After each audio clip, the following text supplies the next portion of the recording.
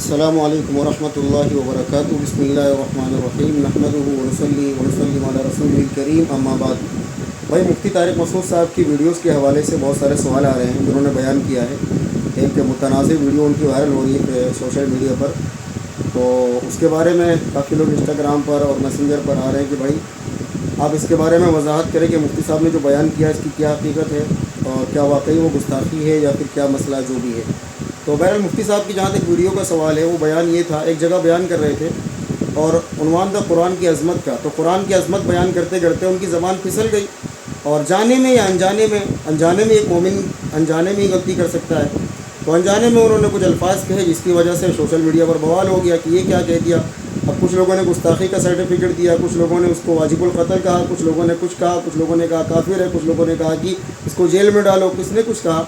سب سے پہلے سمجھنا چاہیے کہ انسان جو بیان کر رہا ہے وہ کہنا کیا چاہتا ہے۔ تو مفتی صاحب جو ہے وہ قرآن کی عظمت کو بیان کر رہے تھے اور قرآن کی اہمیت کو بیان کر رہے تھے کہ قرآن کریم ایسی کتاب ہے کہ جس کے اندر کوئی شک و شبہ نہیں ہے، اللہ کی نازل کردہ کتاب ہے۔ اور دوسری چیز ہے، تو بیان کرتے کرتے مفتی صاحب کے منہ سے ایک جملہ یہ نکلا کہ قرآن کریم میں اگر ظاہری طور پر کوئی گرامر کی غلطی بھی ہے تو اس کو بھی رد و بدل کرنے کی اجازت نہیں کسی کو، جیسے قرآن کریم میں لکھا ہے ویسے ہی پڑھنا پڑے گا۔ مطلب ان کا کہنے کا مقصد یہ تھا کہ قرآن میں کوئی اپنی طرف سے کچھ نہیں کر سکتا۔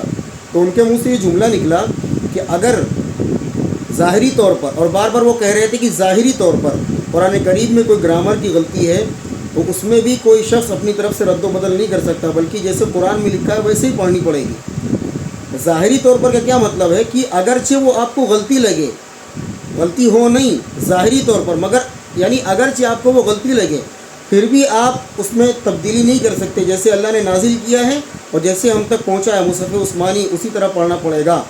تو جب انہوں نے یہ ورڈ یوز کیا کہ اگرچہ اس میں گرامر کی غلطی ظاہری طور پر معلوم ہو تو بھی اس کو ہم رد و بدل نہیں کر سکتے، تو اس پر ایک ہنگامہ ہو گیا جو قرآن کریم میں گرامر کی غلطی نکال دی، نعوذ باللہ۔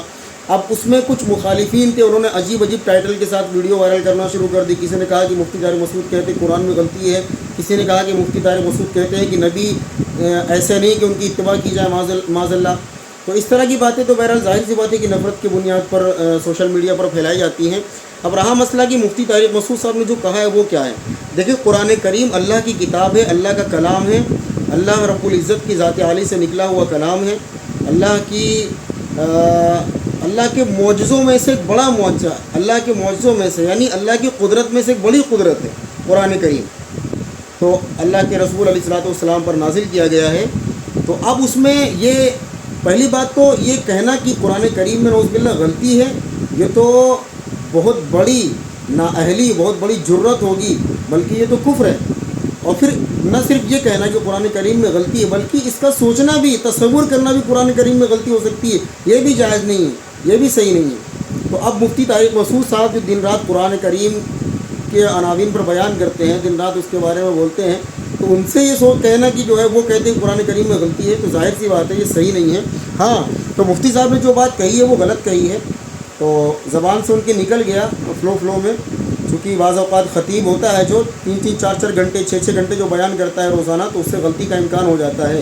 تو دیکھیں، غلطی ہونا کوئی بڑی بات نہیں ہے، لیکن غلطی پر یعنی اڑ جانا کہ نہیں میں نے جو کہا اس پر قائم ہوں، تو پھر یہ غلط بات ہے۔ تو اگر مفتی صاحب کہتے کہ جو میں نے کہا اس پر میں قائم ہوں، تو ہم کہتے کہ مفتی صاحب مردود ہیں اور ان کا رد کیا جائے گا۔ لیکن اس کے بعد انہوں نے ایک وضاحتی کلپ بنایا، ویڈیو ریکارڈ کی کہ بھائی جو میں نے بیان کیا تھا، جو آپ لوگ سمجھ رہے ہیں، جو پروپیگنڈا پھیلا رہے ہیں، میرا مقصد ہرگز یہ نہیں تھا کہ میں کہہ رہا ہوں کہ قرآن کریم میں غلطی ہے معاذ اللہ۔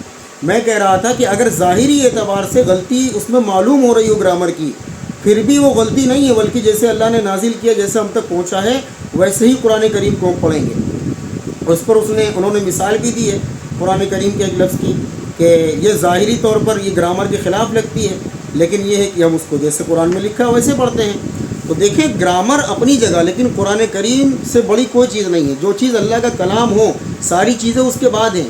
اگر کوئی چیز آپ فرض کر لیں کہ کوئی قرآن کا لفظ ہے، کوئی چیز ہے، وہ بظاہر گرامر کے خلاف معلوم ہو رہا ہے، تو ہم یہ نہیں کہیں گے قرآن کریم میں یہ لفظ غلط لکھا ہے، بلکہ ہم یہ کہیں گے کہ آپ کی گرامر غلط ہے، چونکہ اللہ کی کتاب ہے، اللہ سے زیادہ علم والا کون ہے۔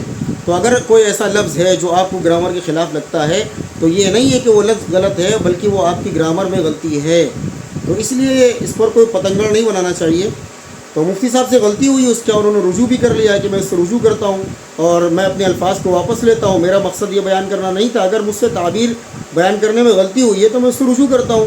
تو اب جب انہوں نے رجوع کر لیا، اپنی غلطی کو تسلیم کر لیا، پھر سوشل میڈیا پر پروپیگنڈا پھیلانا کہ یہ تو گستاخ ہے، یہ تو قرآن کے خلاف بات کرتا ہے، یہ تو منکر قرآن ہے، نعوذ باللہ اس طرح کی باتیں چل رہی ہیں.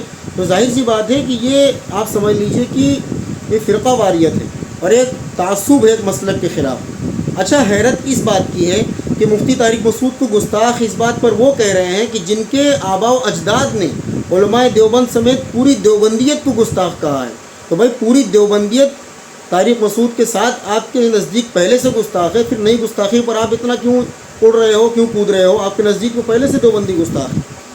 تو ظاہر سی بات ہے کہ اس پر واویلا مچانا یہ مسلک کے خلاف ایک نفرت کی سوچ ہے جو آپ کو یہ کرنے پر مجبور کر رہی ہے. ورنہ مفتی احمد یار خان نعیمی صاحب ایک بریلوی مکتبہ فکر کے بہت بڑے عالم ہیں، اپنی تفسیر نعیمی میں لکھتے ہیں کہ قرآن کریم کے بعض الفاظ گرامر کے خلاف معلوم ہوتے ہیں، یعنی جو نحو صرف کے قواعد ہیں ان کے خلاف معلوم ہوتے ہیں، لیکن ان کو پڑھا ویسے ہی جاتا ہے جیسے قرآن کریم میں لکھا ہوا ہے. تو آپ کے حضرت بھی تو کہہ رہے ہیں کہ قرآن کریم کے بعض الفاظ جو ہے وہ گرامر کے خلاف معلوم ہوتے ہیں، تو آپ اس پر گستاخی کا فتویٰ کیوں نہیں لگائیں گے؟ چونکہ وہاں آپ کا مسئلہ گاڑے آ جاتا ہے. لیکن طارق مسعود چونکہ دیوبندی ہے تو آپ اپنی بڑاس نکال رہے ہیں، پرانی جو آپ کے آباء و اجداد آپ کے منوں میں آپ کے دلوں میں بھر کر کے گئے تھے. تو ہمارا کہنا صرف یہ ہے کہ مفتی صاحب سے غلطی ہوئی ہے، مفتی صاحب نے رجوع کر لیا تو بات ختم ہو گئی. اس پر اہل علم نے گرفت بھی کی ہے ان کی کہ بھائی آپ نے غلطی کی، آپ اس سے رجوع کریں. مفتی صاحب نے ویڈیو ریکارڈ کی کہ میں اس سے رجوع کرتا، بس بات ختم ہو گئی. تو اصل میں قوم کے پاس کیا ہے یار کہ ہر چیز پر یعنی شروع ہو جاتے ہیں سوشل میڈیا پر. ایک تو ہماری قوم ماشاءاللہ سے بے روزگار بھی ہے، کوئی کام بھی نہیں ہے، تو اب وہ شروع ہو گئے. اب ادھر طارق جمیل صاحب نے ہیئر ٹرانسپلانٹ کروا لیا، بال لگوا لیے، اب اس پر یہ کیا کر رہے ہیں بڑھاپے میں؟ بھائی اس کی زندگی، پیسے اس کے لگ رہے ہیں، بڑھاپا اس کا، جوانی اس کی ہے، مرنا اس نے ہے، جینا اس نے. تم کیوں بیچ میں وکیل بنتے ہو؟ آپ سے پیسے مانگے طارق جمیل صاحب نے کہ بھائی مجھے چندہ دے دو، ہیئر ٹرانسپلانٹ کروانا ہے. آپ سے چندہ نہیں مانگا، آپ سے مشورہ نہیں مانگا. کیوں دوسروں کی زندگی میں دخل دیتے ہو یار آپ لوگ؟ ابھی میں نے پرسوں ایک فوٹو کری تو ہے، نہیں میرے خیال سے پرسوں ایک فوٹو پیزا کھاتے ہوئے اپلوڈ کر دی. یہ کیا کھا رہے ہیں؟ یہ کیسے آپ مفتی ہو کر کے یہ چیزیں کھا رہے ہیں؟ ابے یار میرے پیسے ہیں، میرا من ہے، کھا میں رہا ہوں، پیٹ میں میرے جا رہا، تکلیف آپ کو کیوں ہے؟ ہمارے یہاں لوگوں کا حال یہ کہ وہ اپنے اندر نہیں جھانکتے، دوسروں کی کمیاں نکالتے رہتے ہیں. انہوں نے ہیئر ٹرانسپلانٹ کیوں کروایا، انہوں نے پیزا کیوں کھایا، انہوں نے سوشل میڈیا پر تصویر کیوں ڈالی، یہ فیس بک کیوں چلاتے ہیں، یہ سانس کیوں لیتے ہیں، یہ جی کیوں رہے ہیں، یہ مر کیوں نہیں جاتے، اس طرح کی چیزیں.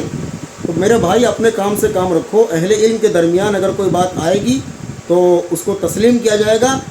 جو ہلائے فیس بک کی باتوں کو نہ میں کل سیریس لیتا تھا، نہ آج لے رہا ہوں، اور نہ انشاءاللہ قیامت تک اس کو سیریس لوں گا. ان کے پاس کوئی کام نہیں ہے. ہاں کوئی بریلوی عالم مفتی بڑے ہوتے وہ رد کر دیتے، بس کافی تھا. لیکن مفتی صاحب نے رجوع کر لیا تو بات ختم ہو گئی ہے. تو اس کے بعد کوئی باقی مفتی صاحب دیکھو، خطیب کوئی بھی ہوگا غلطی اس سے ہوگی. طارق جمیل صاحب سے بڑی غلطیاں ہوتی ہیں. یوسف علیہ السلام کا واقعہ بیان کر دیا انہوں نے، من گھڑت واقعہ ہے، کسی کتاب میں پڑھا بیان کر دیا، بعد میں پتہ چلا کہ یہ جھوٹا واقعہ، رجوع بھی کر لیا اس سے. تو اہل علم کی یہ خاصیت ہوتی ہے. وہ شہر نے گرتے ہیں شہ سوار ہی میدان جنگ سے. بھائی جو گھوڑے پر سوار ہوگا، جو نکلے گا، جد و جہد کرے گا، وہی تو گرے گا. جو گھوڑے پر بیٹھے گا نہیں وہ گرے گا کیسے؟ تو جو اس لائن میں آتا ہے، جو تبلیغ میں آتا ہے، جو بیان میں آتا ہے، جو جد و جہد میں آتا ہے، غلطیاں اسی سے ہوتی ہیں. ایک انسان کچھ بھی نہیں کرتا، گھر میں پڑا رہتا ہے، دن بھر موبائل چلاتا ہے، کوئی کام نہیں، اس سے کیا غلطی ہوگی دین کے معاملے میں؟ جو بیان کرے گا اس سے، مجھ سے بھی غلطی ہو سکتی ہے. میں کوئی فرشتہ نہیں ہوں، میں کوئی پیغمبر نہیں ہوں، مجھ سے بھی غلطی ہو سکتی ہے اور ہوتی ہے الحمدللہ. ہم اس پر رجوع کرتے ہیں.